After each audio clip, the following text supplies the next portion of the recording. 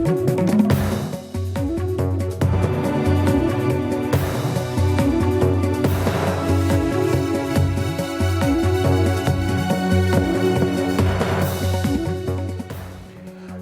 मैं रविश कुमार। दावे के साथ तो नहीं कह सकता, मगर इंडिया टुडे, आउटलुक और वीक जैसी अंग्रेजी की साप्ताहिक पत्रिकाओं ने सरकारी और प्राइवेट कॉलेज की रेटिंग शुरू की। पहली बार इंडिया टुडे ने कॉलेज की रैंकिंग कब की इसका तो ध्यान नहीं, मगर 10-12 साल से यह पत्रिका रेटिंग तो कर ही रही है। हर साल बेस्ट कॉलेज का विशेषांक आता है। नंबर 1 कॉलेज की तस्वीर होती है खुशहाल हंसते मुस्कुराते छात्रों की तस्वीरों के साथ, जिन्हें देखकर लगता है कि भारत में भी नंबर 1 कॉलेज हैं। हम सब ने इन विशेषांकों को देखा ही होगा।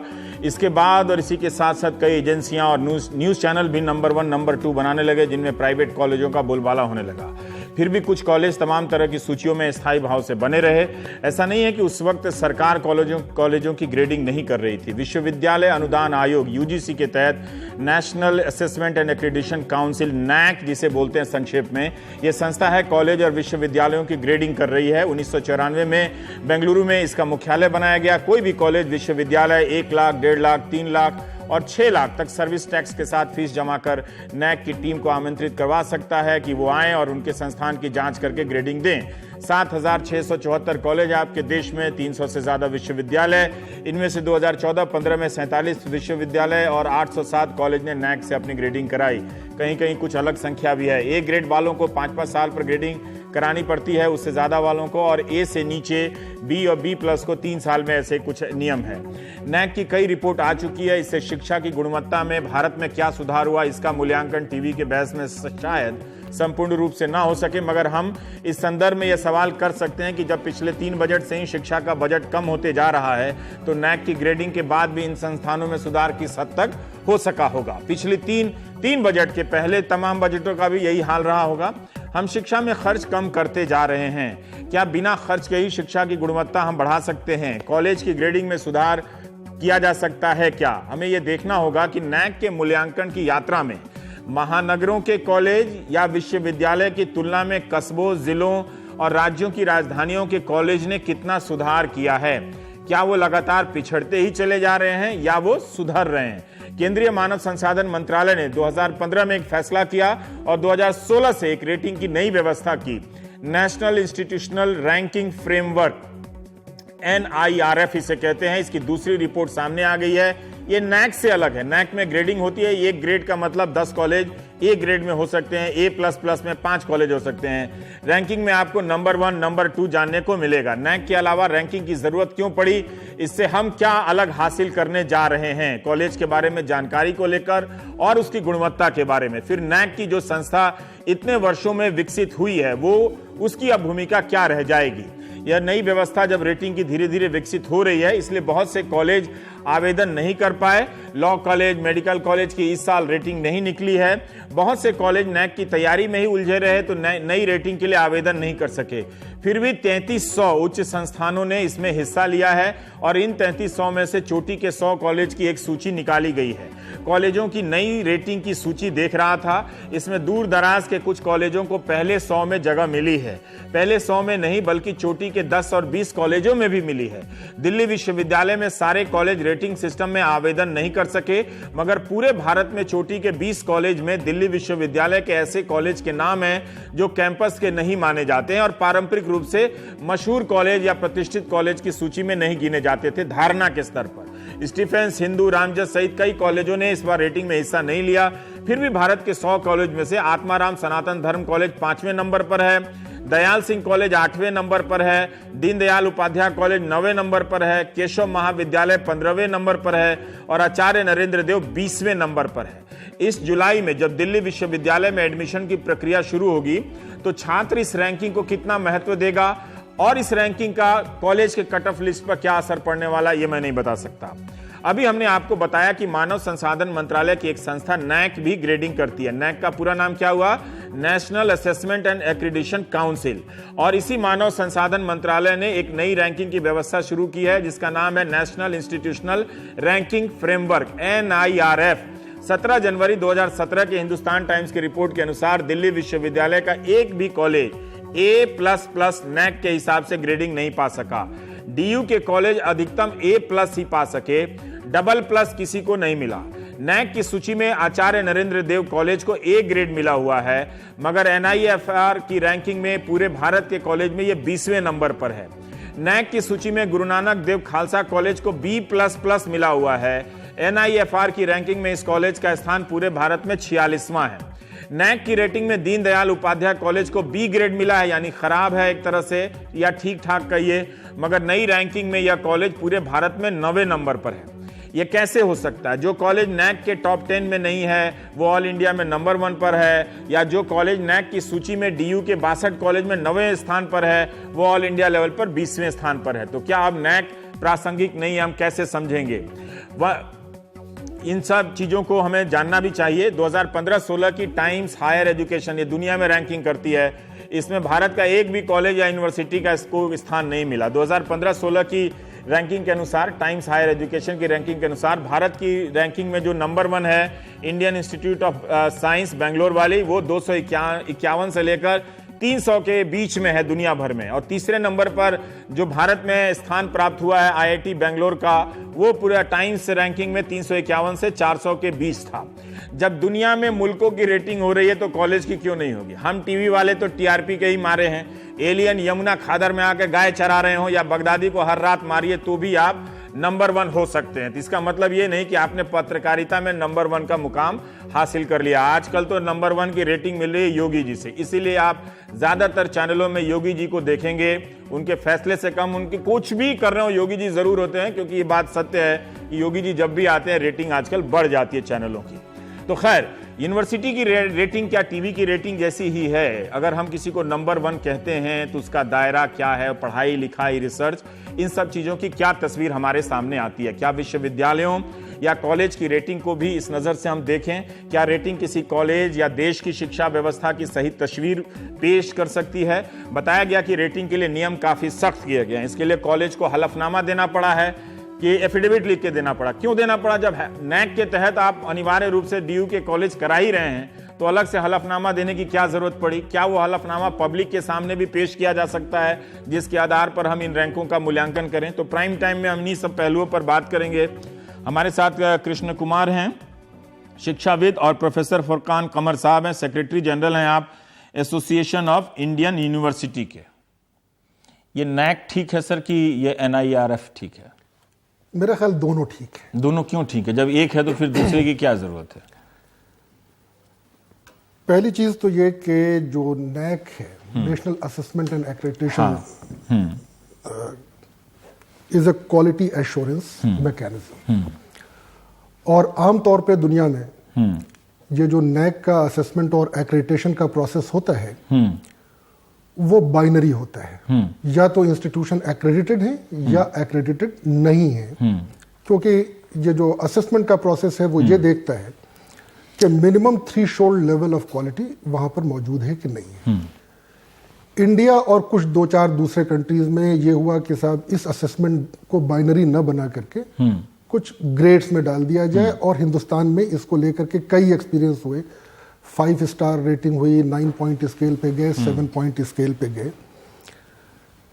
लेकिन एक बड़ा एलॉबोरेट प्रोसीजर है नैक का। सेल्फ स्टडी रिपोर्ट आएगी, पीयर टीम जाएगी, उसका असेसमेंट होगा, और उन सब के बाद ठीक है। इससे हमारी शिक्षा व्यवस्था में क्या सुधार आया? तो कई साल से चल रहा है, नैक के ग्रेडिंग से क्या फर्क पड़ गया?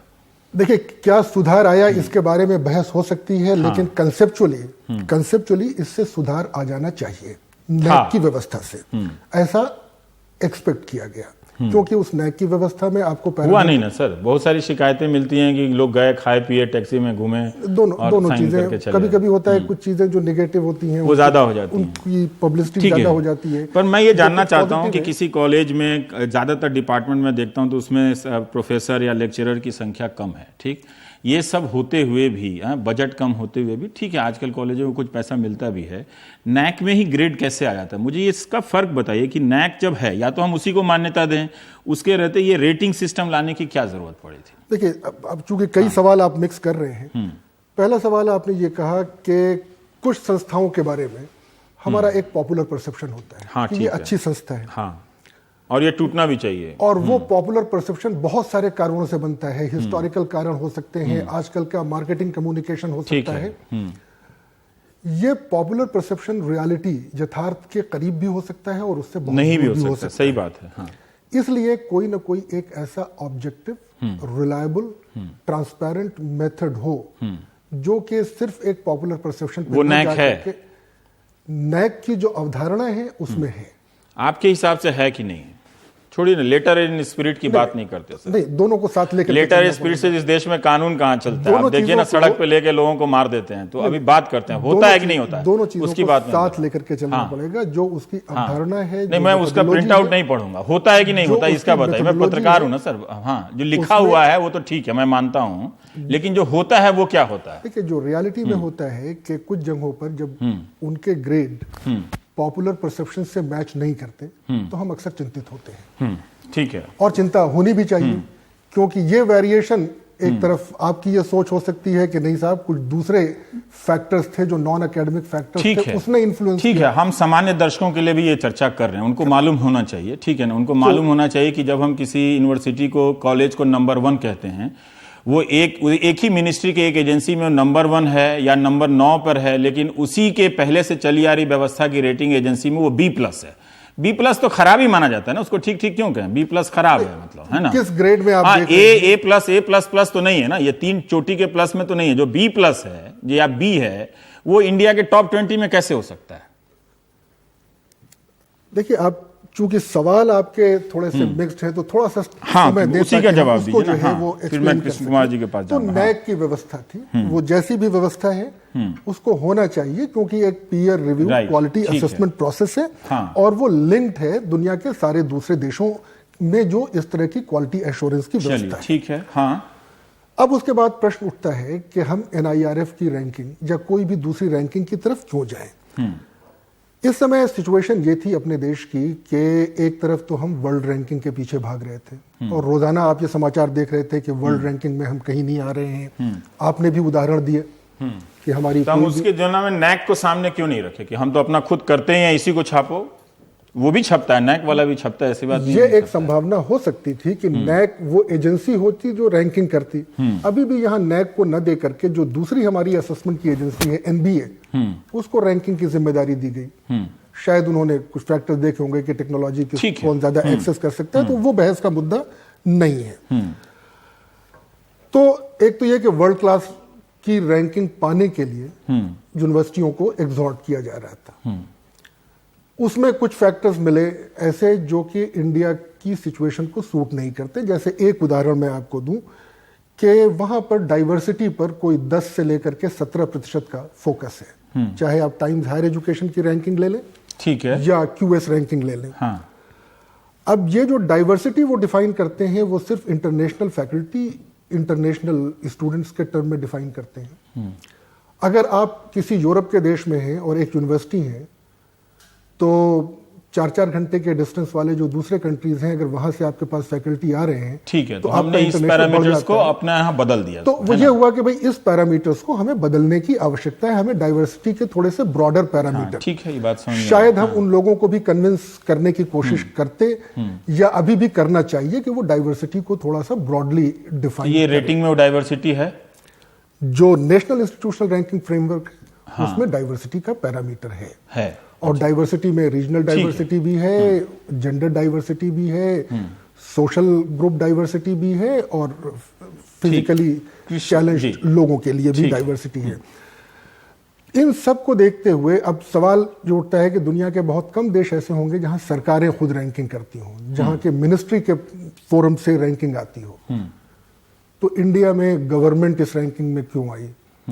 लेकिन गवर्नमेंट की इस रैंकिंग में आने से पहले हमारे जितने पब्लिकेशन हाउसेस, कई एक मीडिया हाउसेस, ये लोग उनकी विश्वसनीयता तो हर समय सवाल उठते रैंकिंग, उनकी विश्वसनीयता पे लोग सवाल उठाते थे, उसको कभी विज्ञापन से लिंक करके देखते थे, उसको कभी दूसरी चीजों से। तो शायद ये आवश्यकता महसूस हुई कि किसी एक ऐसी संस्था को लिया जाए जिसके बारे में, जिसके ये कंसिडरेशन नहीं होंगे। ठीक है। और इसको इवॉल्व करके एक मेथोडोलॉजी बनी है। It is a perfect methodology that I can not से, इट हैज मेनी थिंग्स। तो अभी बन ही रहा है, तो 2016 में है, 2017 है, तो कुछ कमियां तो निकलेंगी और उन पे हमारा काम भी वही है कि हम उसको सवालों के नजरिए से उसको देखें, परखें कि ये कितना अच्छा है। कृष्ण कुमार जी, मैं आपसे जानना चाहता हूं कि नैक की इतनी रेटिंग के बाद जो ग्रेडिंग है, उससे जो हमारी समझ बनी, उससे नीतियों के स्तर पर क्या बदलाव आया और यूनिवर्सिटी का एजुकेशन कितना बेहतर हुआ उससे, और ये जो नई रेटिंग आई है इसे लेकर आपके मन में किस तरह के सवाल हैं? देखिए, बहुत पीछे जाना होगा चीजों को समझने के लिए। हमारे देश में उच्च शिक्षा का पराभव कोई आज से नहीं शुरू हुआ है। लगभग 2.5-3 दशक का इतिहास है कि हम लगातार अपने विश्वविद्यालयों को खोखला बनाते जा रहे हैं। सरकारें आईं, चली गईं, लेकिन ये प्रक्रिया लगातार जारी है। और इस बीच में इस खोखलेपन को ढांपने के लिए हम कहीं रैंकिंग ला रहे हैं, तो कहीं एक्रेडिटेशन ला रहे हैं। ये सब एक वैश्विक शब्दावली है, लेकिन हमारे विश्वविद्यालयों को इन शब्दावलियों पे नापना उस तरह से है जैसे एक आदमी बहुत समय से बीमार पड़ा है और आप लगातार उसके स्वास्थ्य के इंडिकेटर्स ढूंढ रहे हैं। तो मैं आपसे यही कहूंगा कि पहले ये सवाल होना चाहिए कि विश्वविद्यालय पिछले 2.5 दशक से अंडर ग्रेजुएट लेवल से ही शुरू करें तो वैचारिक किस्म के काम, लेखन, पढ़ना, इन सब चीजों को क्यों नहीं सिखा पा रहे हैं। हमारे देश में हजारों की तादाद में अध्यापकों के पद खाली पड़े हैं। बहुत से विश्वविद्यालयों में अब पीएचडी के लिए सुपरवाइजर नहीं रह गए हैं। और दूसरी तरफ शिक्षकों पर यह दबाव है कि वो प्रकाशन करें। आप सोच सकते हैं कि दुनिया में कोई और जगह होगी जहां आप रातों रात 4-5 हजार रुपए देकर एक लेख सुबह तक छपा सकते हैं। जब से ये पूरा सिस्टम यूजीसी ने शुरू किया है, तब से शिक्षकों के प्रकाशन भी रैंकिंग का आधार बन गए हैं। और अगर आप इस प्रक्रिया को थोड़ा सा भी गहराई में देखेंगे तो आप पाएंगे कि प्रकाशनों का अब शोध से या वैचारिक ईमानदारी से कोई लेना देना नहीं है। और एक बौद्धिक किस्म का भ्रष्टाचार पूरी उच्च शिक्षा पर फैल गया है। इसी तरह से अगर आप और क्राइटेरिया देखें रैंकिंग के, तो आप समझ जाएंगे कि ये इसका अकादमिक किस्म की ईमानदारी से कोई लेना देना नहीं है। अध्यापन के, प्रकाशन के, शोध के स्तरों में लगातार गिरावट आ रही है। और दूसरी तरफ हम परिस्थिति को इस तरह सामने ला रहे हैं मानो सब कुछ सामान्य चल रहा है। तो अगर आप जो विश्व रैंकिंग की आप बात कर रहे थे, उसमें भारत का कोई भी विश्वविद्यालय न होना अपने आप में एक पर्याप्त संकेत है कि हम ऐसी किसी कसौटी पर नहीं खड़े होते जिसके आधार पर आप कह सकते हैं कि हाँ, विश्वविद्यालयों का कोई मूल्यांकन हो सकता है। अब उससे बचने के लिए हमने सोचा कि चलिए हम अपने ही देश का एक मूल्यांकन का सिस्टम शुरू करें। और उसमें अब हालत यह है कि कभी, जैसा आप कह ही रहे थे थोड़ी देर पहले, कि एक सिस्टम में कोई कॉलेज बहुत अच्छा आ रहा है, कोई विश्वविद्यालय बहुत ऊपर जा रहा है, दूसरे में वो एकदम नीचे आ रहा है। यानी कहीं कोई इसमें तारतम्य नहीं है। और यही दिखा रहा है कि ये पूरा जो रैंकिंग का सिस्टम है, ये अपने आप में एकदम बेईमानी और खोखला है। और जब आप देखते हैं, जब होने लगती है तैयारी इन चीजों की, तो पूरा विश्वविद्यालय, पूरा कॉलेज एकदम खड़ा हो जाता है कि किसी न किसी तरह से हमको इसमें ठीक दिखना है।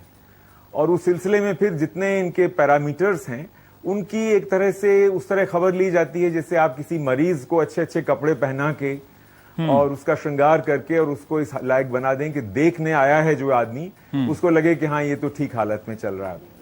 तो मैं आपसे कहना ये चाहता था कि इस बहस को कोई जमीनी आधार देने की जरूरत है और ये समझने की जरूरत है कि भारत में उच्च शिक्षा किस तरह से लगातार एक जबरदस्त संकट से जूझती हुई आज एकदम बेहाल हो गई है। और ये किसी एक सरकार की कोताही का सवाल नहीं है, ये एक संपूर्ण व्यवस्था के खंडहर होने की कहानी है।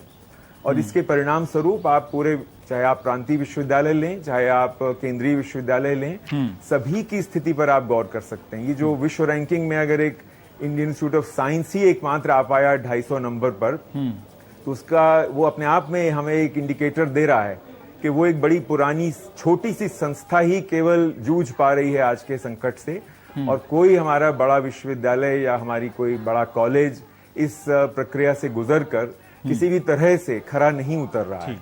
तो ये जो राष्ट्रीय रैंकिंग की बात आप उठा रहे हैं, इसमें जी चारों तरफ आपको ढकोसला दिखाई देगा।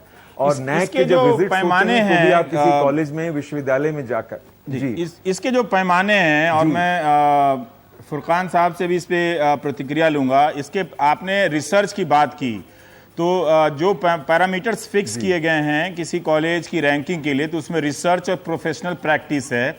आपके हिसाब से रातों रात मतलब जबरन यूजीसी ने तो एक लिस्ट ही प्रकाशित किया कि इन किताबों में या पत्रिकाओं में छपवाएंगे, और वो टीचर अपने वर्कलोड से इतना परेशान है कि अब वो रिसर्च कब कर रहा है भगवान जाने।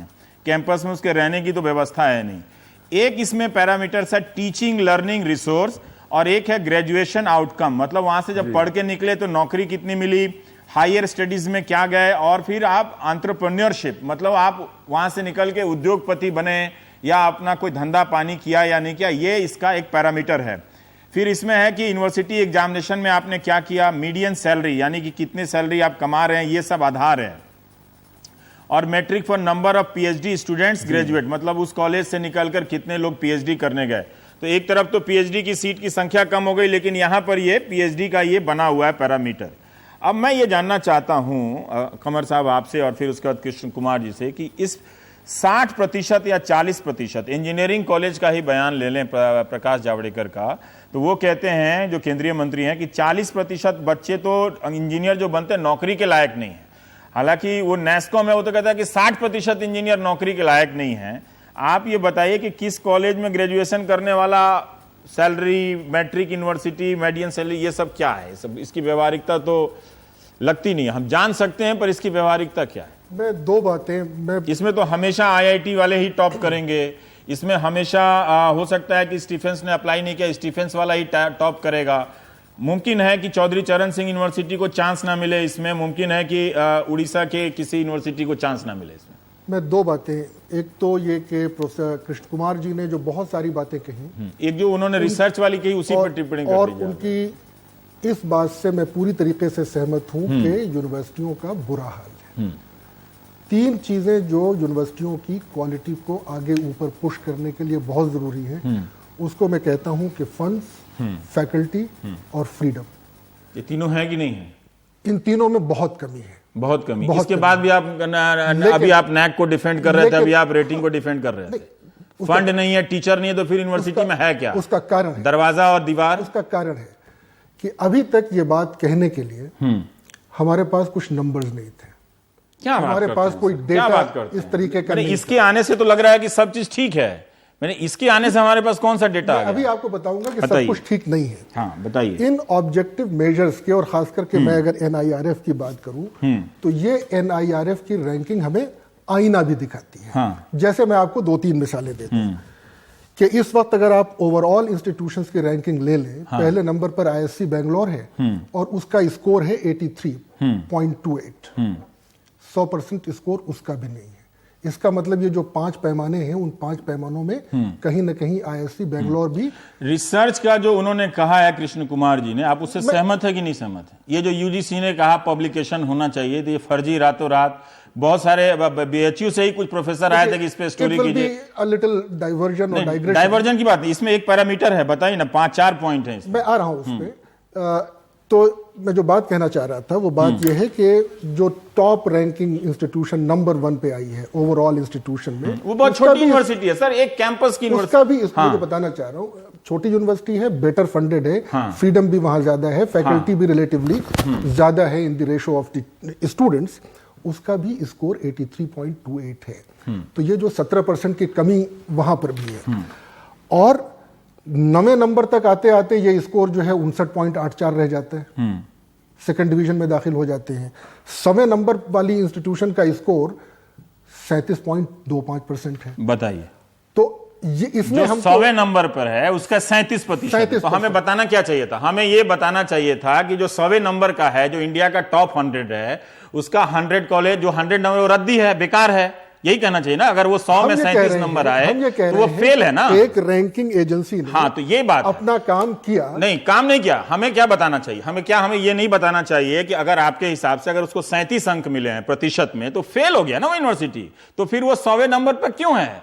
कोई कॉलेज या यूनिवर्सिटी अगर वो फेल है, 40% से भी कम है, और उसको हम 100वें नंबर पर रख रहे हैं और ये बता रहे हैं कि इंडिया का टॉप 100 का लिस्ट है। ये सवाल मेरा गलत है, बताइए। अगर मेरा सवाल गलत है तो बताइए। अगर आप ही के जवाब से नंबर पकड़ा हमारे सामने नहीं होते, हाँ, तो हम अपने नहीं, लेकिन हम इस बात को नहीं सामने ला रहे हैं ना सर। बात वही है कि सारे अखबारों में यही देख रहा था। बात सामने आएगी। देखिए, नंबर्स एक चीज होते हैं, डेटा एक चीज होती है। ठीक। जब डेटा हमारे सामने आ जाए तो उसमें बहुत सारे लोग निकलेंगे जो कि इस नंबर को एनालाइज करेंगे, जैसे कि मैं आज आपके पास बैठा हुआ एनालाइज कर रहा हूं। ठीक है, तो इसलिए मुझे लगता है कि ये नंबर आना बहुत जरूरी है। आखिरी में एक बात जो रिसर्च की प्रॉब्लम है कि रिसर्च एक पैरामीटर है, 30% उसका फोकस है। ये बात बिल्कुल सही है कि रिसर्च एक इंपॉर्टेंट एक्टिविटी है। मैं खुश हूं कि वो NIRF के पैरामीटर में शामिल है। ये तो नैक में भी था ना सर, है ना? तो ये फिर रेटिंग लाकर क्या ये दो एक्सरसाइज क्यों हो रहा है? रेटिंग और रैंकिंग में कंफ्यूज न करें। रेटिंग और रैंकिंग दो अलग अलग चीजें हैं। ठीक है, रेटिंग लोगों को मैं समझ गया सर, समझ गया। एक ही यूनिवर्सिटी के, एक ही मिनिस्ट्री के पास अब 2 डिपार्टमेंट है, एक ग्रेडिंग करेगा और एक रेटिंग दिखाएगा। एक में हलफनामा दीजिए और एक में लोग वो अपना आके नैक का करेंगे। पर ठीक है कृष्ण कुमार जी, मैं ये जानना चाहता था, ठीक है फुरकान साहब कह रहे हैं कि इस रेटिंग का एक दूसरा पक्ष इससे निकलता है कि जब आप 100 की सूची में नीचे वाले कॉलेज को जाकर देखते हैं तो उसे 100 अंक में 37 नंबर मिले हैं। हाँ, 37% या नंबर मान लीजिए उसको, जो भी है उसका परसेंटाइल मान लीजिए, जो भी मान लीजिए। और जो चोटी का कॉलेज है हिंदुस्तान का, वो 100 में 83 लाया है। अगर 83% ले आए तो आपको DU के किसी अच्छे कॉलेज में एडमिशन ना मिले। तो ये एक, अगर हम इसी रेटिंग को खुरच कर देखें तो और बेहतर तरीके से हम भारत की शिक्षा व्यवस्था को बता सकते हैं। ये फुरकान साहब के जवाब से मुझे लगता है। आप कह सकते हैं, लेकिन देखिए आईना तो हमारे पास बहुत समय से रहा है। हम जानते रहे हैं कि हम किस तरीके से लगातार हाँक रहे हैं इस गाड़ी को। 15-20 वर्ष हो चुके हैं देश के अनेक विश्वविद्यालयों में आखिरी बार नियुक्तियां हुए। आप फुरकान कंवर साहब से ही पूछ सकते हैं, मुझे ही उन्होंने कुछ दिन पहले बताया था कि उत्तर प्रदेश के अधिकांश विश्वविद्यालय अब अपने कुल खर्चे का मुश्किल से 10 या 20% सरकार से पाते हैं और बाकी सारा का सारा वो छात्रों से उगाते हैं। और ऐसे ऐसे विश्वविद्यालय हैं जहां अब 1-2 शिक्षक ही बचे हैं जो स्थायी नियुक्ति पर हैं, बाकी सारे के सारे 4-4, 6-6 महीने के लिए नियुक्त होते हैं। और पूरे शिक्षक समुदाय में आज जितना एक उदासीनता का वातावरण छा चुका है, उसको देखते हुए ये रेटिंग और रैंकिंग इत्यादि बातें बिल्कुल आप कह लीजिए बेईमानी है एक तरह से। ठीक है, क्योंकि हमने शिक्षक की तो कमर तोड़ दी। हमने एक के बाद एक दुनिया की नकल करते हुए नई नई चीजें लाने की कोशिश की। जैसे सेमेस्टर सिस्टम देखिए, आप बताइए दुनिया के कौन सा देश होगा जहां शिक्षकों के विरोध के बावजूद कोई चीज लाई जाए, जबकि शिक्षक स्वयं उस व्यवस्था को चलाने के लिए जिम्मेदार हैं। आज हालत यह है कि इम्तिहान पे इम्तिहान हो रहा है, पढ़ाई नहीं हो पा रही है। और सरकार को भी मालूम था जब सेमेस्टर सिस्टम आया था पिछली सरकार के अधीन कि किस तरह से जबरन हमने उस दिशा में लोगों को हाँका। और हमारी नौकरशाही लगातार छिपाती रही है इस बात को कि विश्वविद्यालयों में अब सेमेस्टर के भीतर सिलेबस को खत्म करने की कोई ताकत नहीं बची है, लेकिन हम जबरदस्ती उसके ऊपर एक आवरण लादते हैं। कॉन्फ्रेंसेस का मसला लीजिए जहां रिसर्च पेश की जाती है। हम लगातार मार्च के महीने में ही अगर नजर आप दौड़ाएं तो नकली कॉन्फ्रेंसेस की बहार पूरे देश में आई हुई थी। अभी जो महीना गुजरा है, एक एक दिन 4-4, 6-6 कॉन्फ्रेंसेस थी और उनके लिए पैसा खर्च होता है, शिक्षकों से लिया जाता है और वो फिर उसमें पेश करके अपना एकेडमिक जो पॉइंट है वो हासिल करते हैं। जी, यूजीसी को भी पता है, हर शिक्षक को भी पता है कि ये पूरी व्यवस्था है एक तरह से नकली किस्म के काम करवा रही है। ठीक है, और इसको आप अकादमिक भ्रष्टाचार कह लें, जिसमें आकंठ पूरी व्यवस्था डूब गई है। अब उसको छिपाने के लिए आप एक Indian institute of science Bangalore का अगर स्कोर लेते हैं, तो मैं समझता हूं उससे कोई हमें दुनिया के बारे में पता नहीं लगता। कृष्ण कुमार जी, हमारा कोई कॉलेज, कोई विश्वविद्यालय थोड़ा समय छोटा नहीं हो सकता। समय हम एक ब्रेक लेंगे।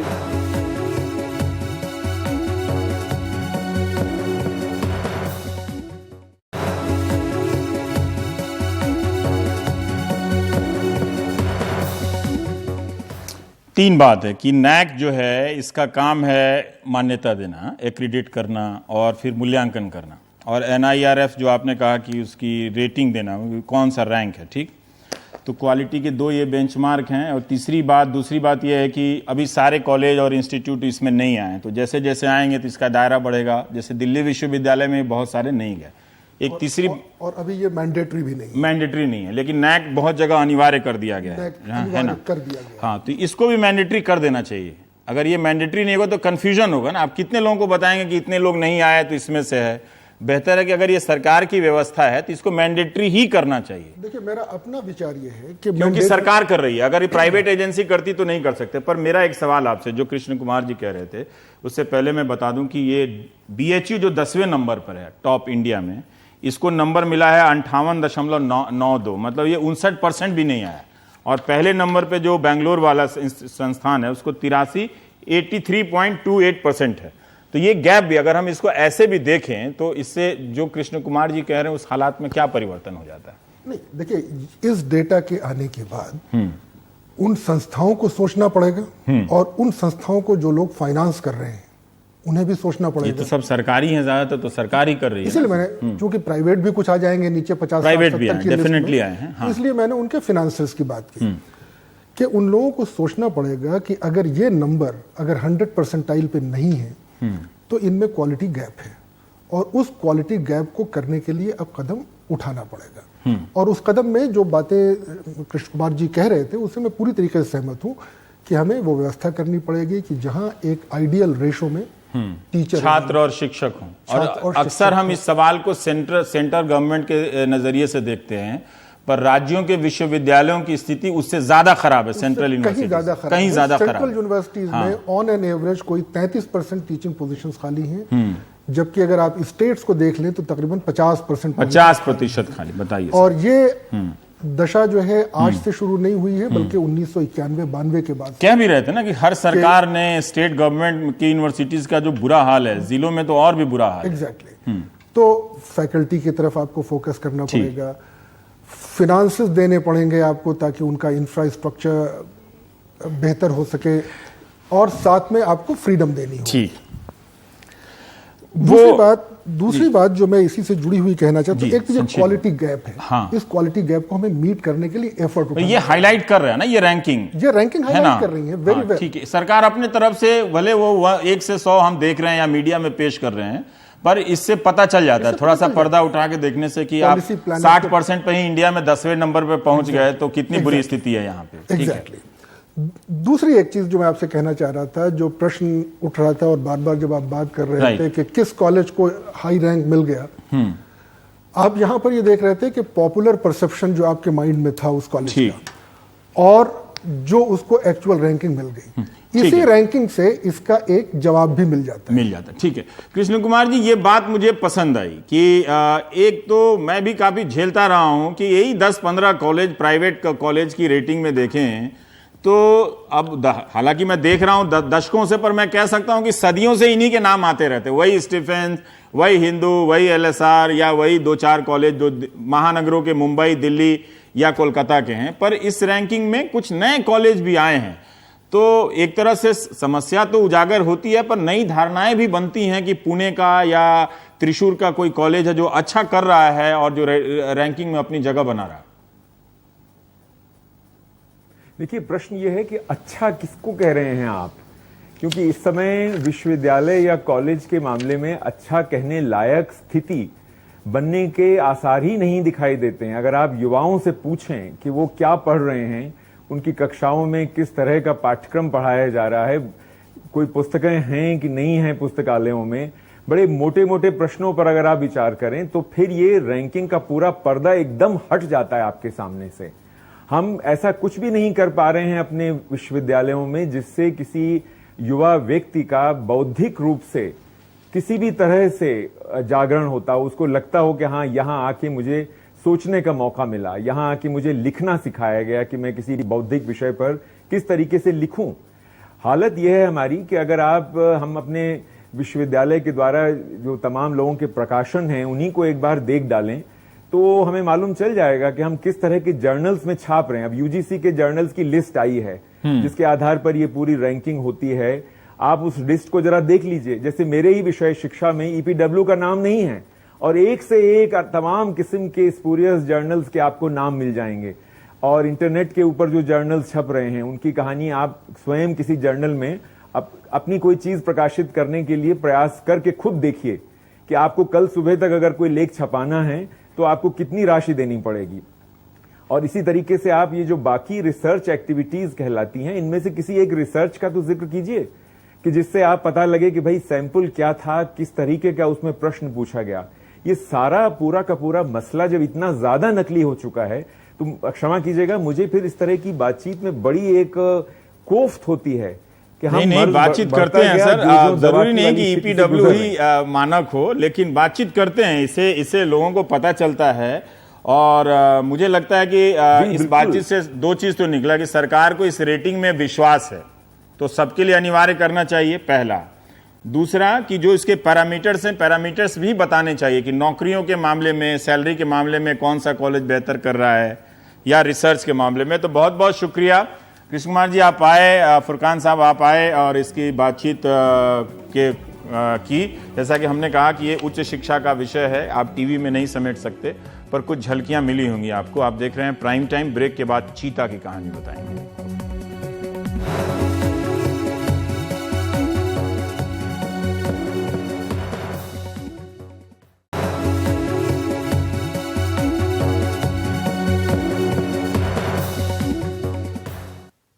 लंबे समय तक कोमा में रहने के बाद चीता अब वापस आ गए हैं। उनकी कहानी, उनके साहस की कहानी भी विरले है। 9 गोलियों का सामना करने के बाद भी उनका बच जाना, अस्पताल से बाहर आना सिर्फ हैरान नहीं करता, मगर डॉक्टरों को भी वो आत्मविश्वास से भर गया है कि ऐसी परिस्थितियों में भी वो कुछ कमाल कर सकते हैं। लेकिन बड़ी बात है उस व्यक्ति की जो इतने घायल अवस्था में भी वो अपनी उम्मीद को नहीं छोड़ा और सफलता के साथ वो बाहर आए हैं। सर आप कैसे हैं?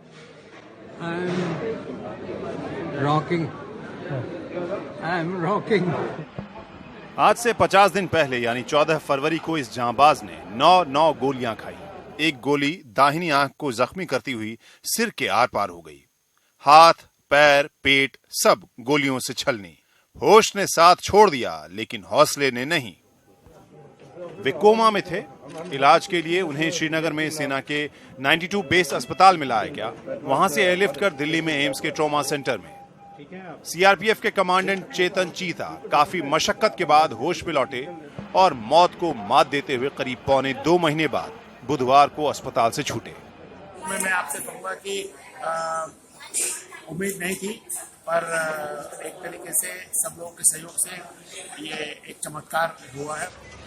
चेतन चीता जम्मू कश्मीर में आतंकियों को बार बार शिकस्त देते रहे। 20 जनवरी को बांदीपुरा में उन्होंने आतंकियों से मुठभेड़ के बीच जकीउर रहमान लखवी के भांजे और लश्कर कमांडर अबू मुसैब को मार गिराया। इसके बाद 14 फरवरी को उन्हें पता चला कि हंदवाड़ा में आतंकी छुपे। चेतन चीता ने यहां मोर्चा संभाला और आतंकवादियों की 30 राउंड फायरिंग झेली। उन्होंने भी 16 राउंड फायरिंग की। आतंकी अबू हारिस को मार गिराया। इस जंग में जख्मी चीता इसके बाद मौत से लड़ता रहा। आज सबको उन पर नाज है, उनको देश पर नाज है। उन्होंने देश की हिफाजत करते हुए गोलियां खाई। मुझे चेतन पर फक्र है।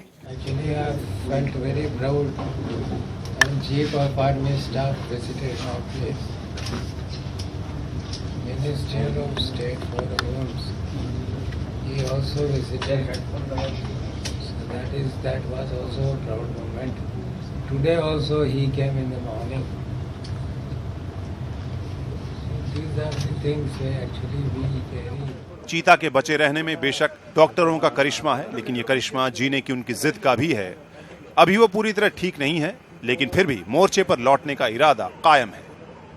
कमांडेंट चेतन क्यों नाम के ही चीता नहीं है, बल्कि उन्होंने अपने दमखम से दिखा दिया कि तमाम गोलियां भी उनके फौलादी जज्बे को कम नहीं कर सकती। ये सीआरपीएफ के लिए नहीं, बल्कि तमाम सुरक्षा बलों के लिए उदाहरण है।